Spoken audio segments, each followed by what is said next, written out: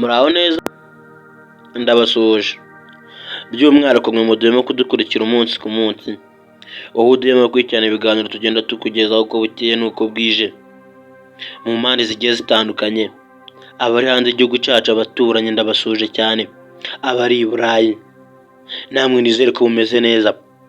Mwa bantu mwe mu karere ka Rubavu ibintu byongeye guhindura isura, ni nyuma y'uko M23 yigaruriye umujyi wa Goma.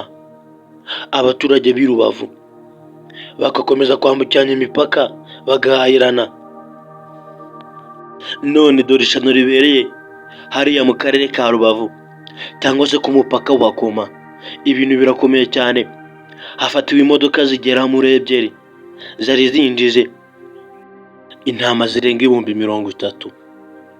Mwa bantu mwe muhise mwibaza ngo izi ntama ko zifashwe byaba byaje kugenda bite, kandi amasoko arimo guhahirana hariya yo mu mujyi wa Goma ndetse n'abanyarubavu. Uhise wibaza impamvu baba bafashe izi modoka, impamvu batangira izi modoka bakazifata. Gusa amakuru arimo kuva hariya mu karere ka Rubavu baravuga ko impamvu bafashe izi modoka ari ibintu bikomeye cyane, ari impamvu yo kwirinda cyangwa se impamvu yo gucunga umutekano hariya mu gihugu cyacu cy'u Rwanda.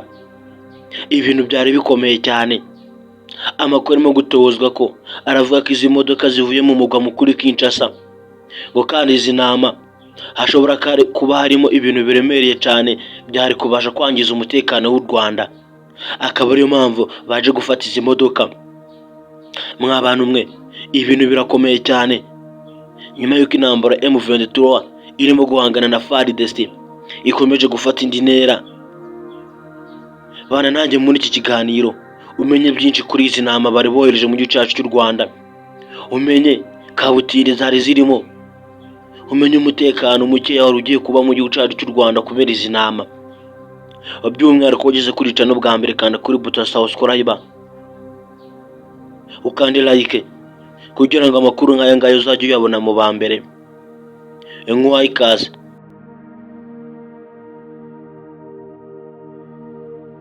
Guys, ibintu byaje kuba bikomeye hariya mu karere ka Rubavu, by'umwihariko mu mujyi wa Goma. Iyi modoka yavaga i Kinshasa yinjira mu mujyi wa Goma. Umushoferi wari witwaye avuga ko ari gukomeza mu Rwanda, agomba guhita mu Rwanda agakomeza mu gihugu cya Uganda. Imodoka imwe yari gusigara mu gihugu cy'u Rwanda, indi igakomeza mu gihugu cya Uganda. Mwa bantu mwe izi ntama zari zivanzemo n'inyana ntoya, ndavuga inka ntoya cyane, ariko zari zidodewemo ibisasu byinshi cyane ku buryo izi nka bari kuzigenda bagizigiza mu masoko agiye atandukanye, zikabasha guturika imwe kuri imwe. Urumva gwari umutego gukomeye cyane Kongo yari yohereje mu Rwanda.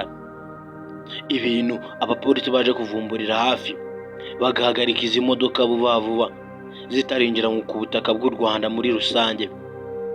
Bari ku mupaka wa Rubavu. Ese muri wese wibaza ngo baje kuvumbura gute ko izi nyamaswa zaba zirimo ibisasu mu nda? Ni nyuma y'uko baje kuyihagarika bakabona nk'imwe iri kuva amaraso menshi cyane ari kugenda ashunga muri kaburimbo. Mu gukuramo iyo nka basanga iyo nka bari bayidoze mu nda harimo ibisasu, aho bayidoze hari hakomeretse. Mu kureba neza basanga hari harimo ibisasu ndetse biremereye cyane bituritsa ku kigero kiri hejuru. Baba batahuye ayo makuru gutyo ko gwaba ari umutego woherejwe mu Rwanda wo guhungabanya umutekano mukeya. Mwa bantu mwe igisirikare cya Kongo kiri gukoresha imitego myinshi cyane, ariko u Rwanda nago ruri maso, rwaje kuvumbura aya mayeri Kongo irimo gukoresha mu guhungabanya umutekano w'u Rwanda. Reka ngushimire twabanye muri iki kiganiro, by'umwihariko kabakanze kuri buto subscribe. Nje mwari kumwe Inari Pacifique, mukomeze kugira ibihe byiza aho mumerereye hose, ndabakunda cyane. Nyaboneka wibuke gukanda kuri buto subscribe kugira ngo amakuru yose ujye abona mu ba mbere. Ndabakunda cyane, Imana ibarinde. Ciao ciao.